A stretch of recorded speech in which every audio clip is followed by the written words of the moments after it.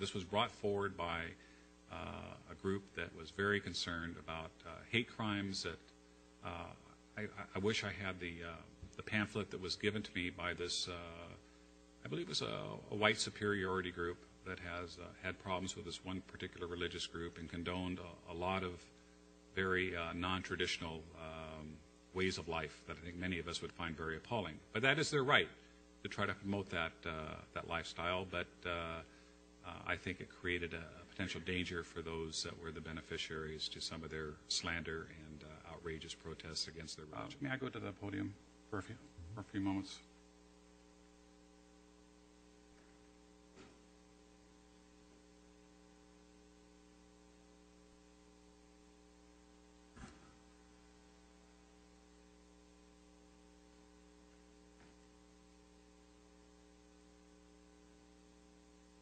Mr. Chair, I'm going to do the best I can to compose myself because I think this is one of the most alarming times I've ever had as a public official when I see people that anonymously want to promote hate, like there's not enough hate in this world. This is a journal that I hope everyone can see that talks about a group called Anonymous. And we're not talking about somebody just covering their face and saying they want to be anonymous in their protests. We're talking about an organized group worldwide that has a lot of propaganda on the web. And I want to tell you some of the things that these people like to expound on.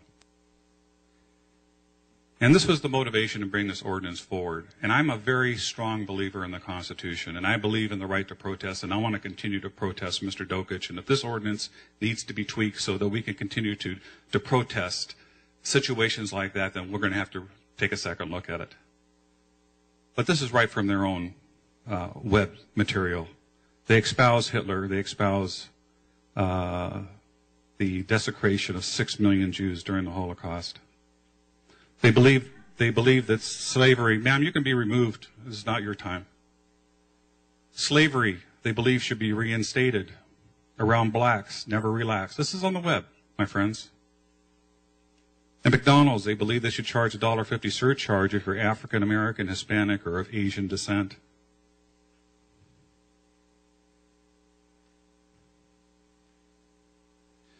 This is not just about the Church of Scientology. I've had a few people call our office and say, we didn't know, Mr. Stone, that you were a member of the Church of Scientology.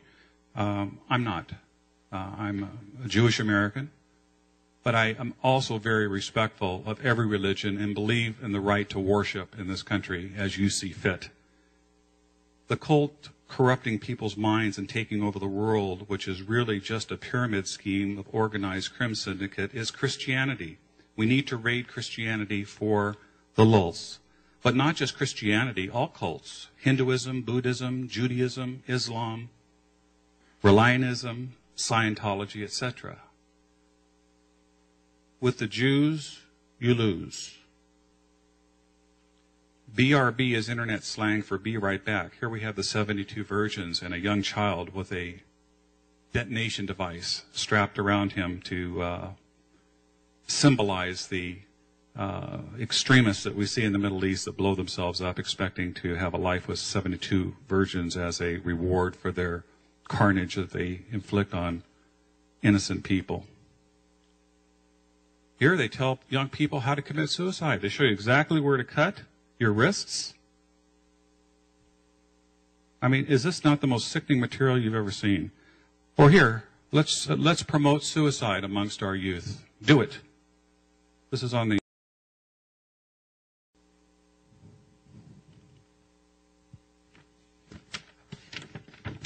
There have been a number of terrorism threats that have been related to the group Anonymous and suicides that have had a result.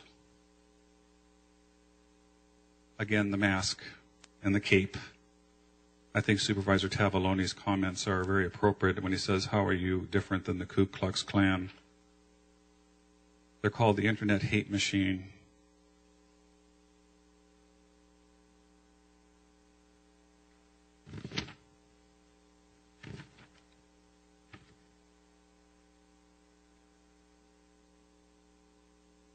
These are just some of the attacks on the Church of Scientology: 41 death threats, 56 bomb and arson threats, mailing envelopes with a power to resemble anthrax, 103 threats of other violence, 40 incidents of vandalism, including attempted fire to set the fire to the Los Angeles church, 3.6 million harassing emails, 141 million attempted attacks against church websites, an attempt to bring down those sites.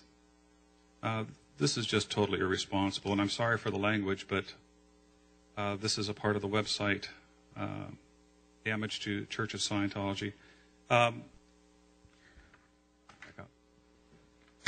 In 1995, a woman named Lisa McPherson died while in the custody of the Church of Scientology, and protests against the church occurred. In response, the Church of Scientology sent this flyer to protesters' neighbors saying, "Your neighbor is leading a Ku Klux Klan-style rally." Fast forward to 2008, when a totally new group of protesters has taken root, this time sparked by a free speech issue, as well as the mistreatment of staff and the breaking up of families. The protests have taken place for the past 11 months in 130 cities across the world, including Paris, London, Washington, LA, New York, and even Israel. In response, the church produced this document, portraying the protesters as racists and hate mongers. This document was sent around the world, including to New Zealand, where it was sent to a man's employer in an effort to get him fired because he was a protester. Fortunately, the employer saw through the ruse and the man kept his job. Slandering critics is what Scientology founder L. Ron Hubbard instructed. Here's just one sample of what he wrote in 1975. Quote, "Find or manufacture enough threat against them to cause them to sue for peace. Originate a black PR campaign to destroy the person's repute and to discredit them so thoroughly they will be ostracized. It is my specific intention that the use of black PR tactics on any opposition so that any opposition be permanently eradicated." Unquote. Unfortunately, this document has been passed off to the supervisors of Riverside County by the church, who are using it as the impetus to pass an ordinance against picketing a residence. Protesters who are trying to warn the public about the fraud and abuse of Scientology are compared to the Ku Klux Klan, a horrible group associated with lynchings, cross burnings, and hangings. And that's a painful situation to be in. I personally know most of the 17 people who have protested in Hemet, and none of these people are represented in this document. Scientology is lying to the Board of Supervisors. It is lying. They have a scripture. It's called On Control and Lying. And this scripture states that the only way to control someone is to lie to them. They have another religious scripture which defines acceptable truth, a story tailored for the needs of the particular audience, and a phrase called sure story, to tell false stories. And another scripture that says, in effect, the end justifies the means. Scientology claims through its public relations director, Catherine Fraser, that the protesters are dangerous, that the Scientology staff need to be kept out of harm's way. We don't want protesters endangering Scientology staff, she says. We want to get them away from the whole sector. Scientology bases its claim of protesters outside Gold Base being a danger to Scientologists on the following statements. The Gold Base campus had received 56 bomb threats and 30 death threats in the last year, and one man was arrested recently for. The protesters need to be kept away from the living quarters, contends Scientology representatives. These claims are absurd. The truth is that Scientology staffers whose thoughts are controlled by Scientology must be kept away from hearing or seeing the messages of the protesters. First, the threats. Scientology's Operation Freakout used invented fake bomb threats to frame reporter Paulette Cooper. Only the FBI, catching the Church of Scientology engaged in the largest ever criminal infiltration of the United States federal government, provided the evidence of the prosecution there in progress.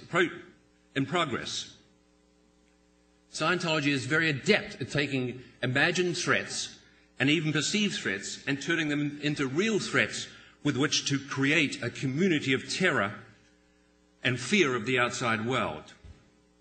But it is clear, no matter how seriously the authorities may be taking these claims of threats, that no one has been charged or arrested with any of them, and no one has for gold base with any of the threats. Scientology considers anyone that is the least bit skeptical or critical of anything within the Church of Scientology, whether it's abuses, child rights violations, is criminal. You are considered a hate monger. In fact, anyone that leaves the Church of Scientology is immediately labeled as a suppressive person, an SP, a criminal, a hate monger. And this is absolutely wrong, and this ordinance is absurd. And as much as respect as I have for you, Mr. Stone, I really believe that you're colluding with the Church of Scientology to pass this ordinance, because this is nothing about protecting residents. They do not have the same freedoms as other people who actually in a residence have. They cannot answer their front door themselves. Their mail is censored. They do not have access to a public phone. All of their incoming and outgoing calls go through someone in security. They do not have a manually operated pedestrian gate where they can leave the property freely. They have to go through a security guard, and that security guard is trained to stop them if they do not have authorization. So I cannot simply call up somebody and say, come on out here, I want to talk to you. The only way I can get my message across, and the only way I can protest the fact that my twin sister is not allowed to talk to me or anyone in my family directly, is by picketing and protesting. This is the fence around the residence. You can see it's covered with barbed wires. These barbs protect the residents completely. There's no need for any additional protection. And the barbs are bent at a certain angle so that you can't see them very well from the road. However, from the side, it's very devastating how dangerous these are.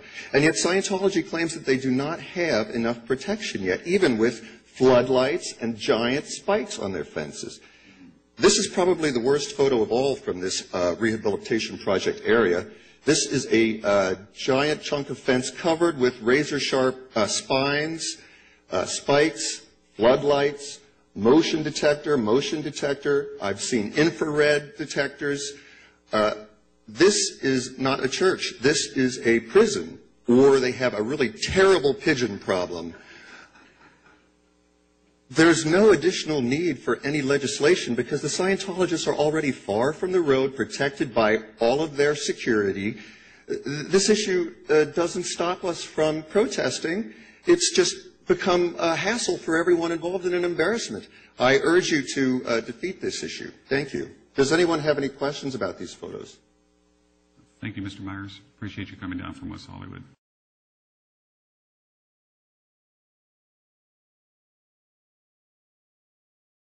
One other question I have, because I'm going to talk about it in a second. There's there's many hateful groups, unfortunately, in the United States. One of which is called Anonymous. Yes. Anonymous has picketed the Church of Scientology in areas that I've documented in this journal that I have. Was any of the recent protests at the Hemet location sponsored or perpetuated by the group Anonymous? This is something that many of us, certainly you and I, have never come across. And I have to take a moment to explain myself here. As you know, I have a handicapped son, so I have at times experienced prejudice because of Michael's behavior as an autistic person. My heritage is Jewish, so I understand prejudice because I lost family in Dachau and Buchenwald and all the other places. I didn't believe today that it existed, but it does. There's a group called Anonymous. For whatever reason, they have targeted the Church of Scientology. Again, it could be any church. It could be a mosque. It could be a synagogue. But they've also targeted the Epilepsy Society. They've targeted Jews. And they have done many hateful things. If you recall the Finnish incident that occurred just recently, that was the Anonymous. They have on their websites how to commit suicide. This gentleman was praised because he went in, shot 7 people, shot his teacher, and then killed himself. Those are the kinds of things that you see in cyberspace that we never grew up with. This was something foreign to us. So This is a group that's organized. When they do come to protest, and they have come to protest here at the campus, they wear masks and they wear robes. And they do these things. Supervisor Stone's motivations behind the ordinance are in question. I question Supervisor Stone's biased treatment of Attorney Al-Hadef and the Church of Scientology.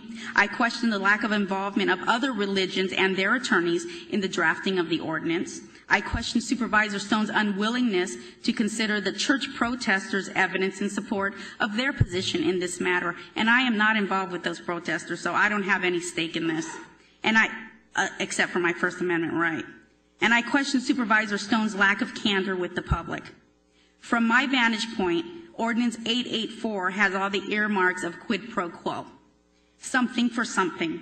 It reeks of Chicago-style politics and reminds me of Blagojevich and Burris. Ordinance 884 is fueled by loaded words, predictions of violence, and examples of intolerance which are unsupported by fact. I cannot imagine any member of the board feeling secure in their vote that Supervisor Stone acted in good faith when he introduced Ordinance 884.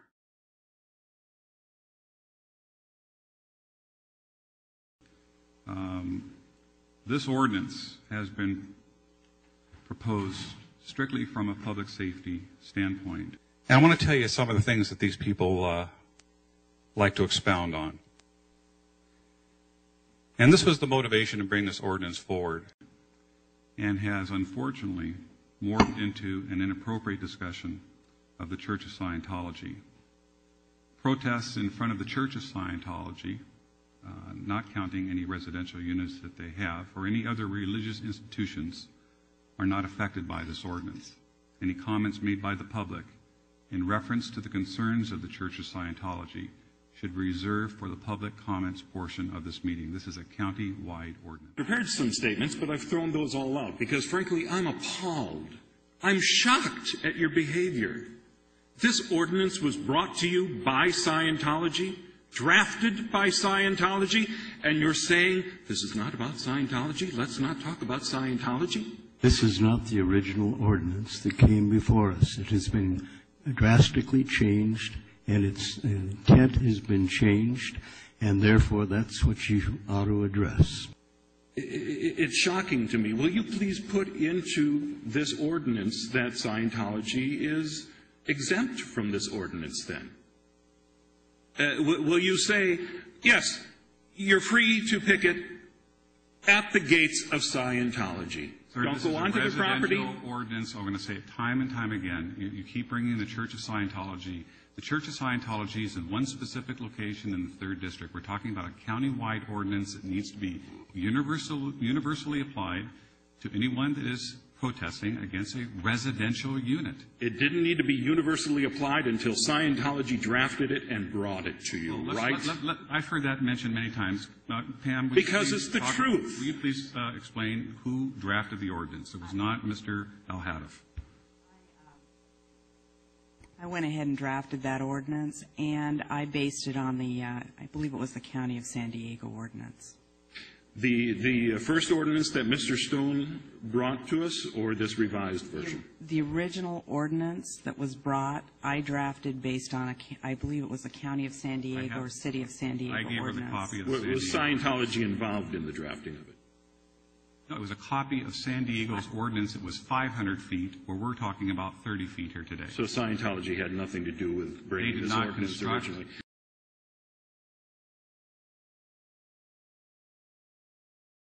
This ordinance, so you know, was never drafted by me. This ordinance was always drafted by county council.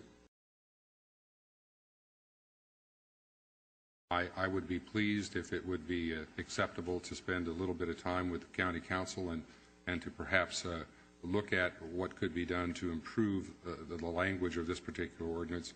I think we've drafted it in a very constitutionally defensible way. When I say we, the county council, she and I have talked to Pam Walls and I have talked about this morning. It was 500 feet, where we're talking about 30 feet here today. So Scientology had nothing to do with bringing this ordinance originally. They did not. That's why you went to great Remember, when you introduced this ordinance, the original ordinance, to defame members of Anonymous, you stood up here and you spread Scientology's nonsense, their garbage, their dead agent material about Anonymous because this was about unrelated residences.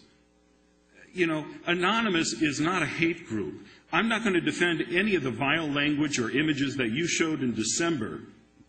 It's their material, sir. But Anonymous, you didn't put them in context at all. Anonymous is not a hate group. It's your son, it's your daughter, it's your neighbor, it's the cop on the beat, it's military men and women, it's judges, it's teachers, it's priests. All of these people in Anonymous have contacted me over this past year to tell me that they are doing this because of Scientology's abuses. You owe Anonymous an apology for the way you spread Scientology smears against them, bringing a version of this ordinance to the floor here. And it's shocking to me that you will pretend that Scientology has nothing to do with this. So why don't you put in the ordinance that the gates at Scientology are exempt? That's not a residence right there. And actual homes throughout the rest of the county would be fine. We'll take your comments into consideration. I appreciate you coming forward. I'm sure you shall.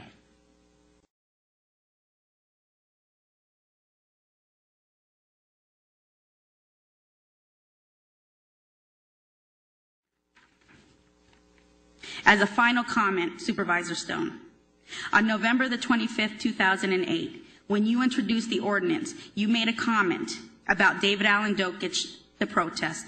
On the video of the meeting, at approximately 1 hour, 4 minutes, and 17 seconds, you said, and I quote, "I'll tell you that every home that was adjacent to the home that Mr. Dokich was in was very happy and was setting up lawn chairs and places for Ken and John of KFI, and couldn't be more accommodating with noise and air guns and loudspeakers.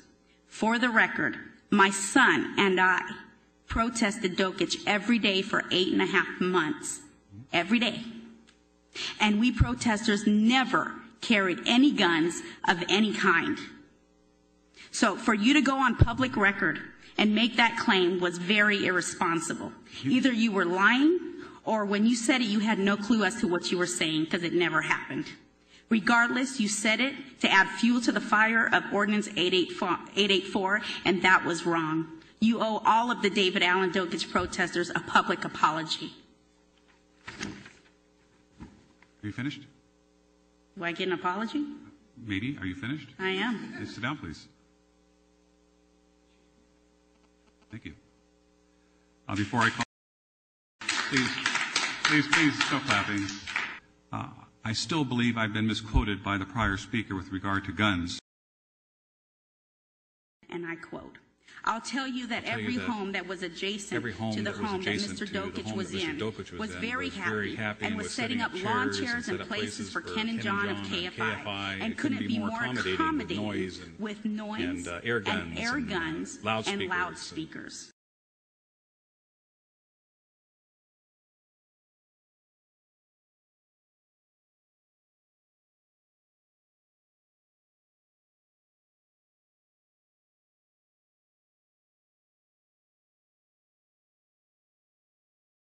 I want to give a few facts about some things you've heard today. You heard from Graham Berry. Now, let me tell you a few facts about this man.